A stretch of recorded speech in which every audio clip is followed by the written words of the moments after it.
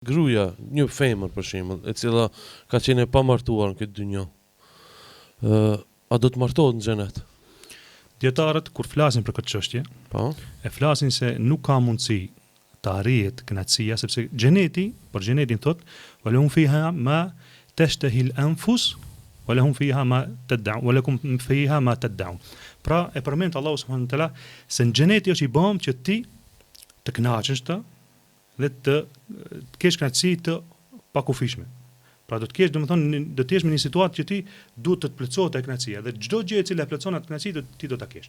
Prandaj thonë në bazë të ajeti që Allahu subhanahu wa taala e përmend se atje do të kenë gjëra që do të kënaqet shpirti dhe do të jenë të gëzuara, thonë këtu hin edhe ajo se do të kanë mundësi edhe të martohen sepse është prej plotësimit të kënaqësive të tyre. Pra nëse dëshirojnë martohen. Nuk është patjetër, por nëse duan të martohen. Bile thonë dietarët, ka edhe raste kur burrat vdesin të pamartuar prej muslimanëve, ka raste që prej mendimeve të dietarëve që ato do të bashkohen atje.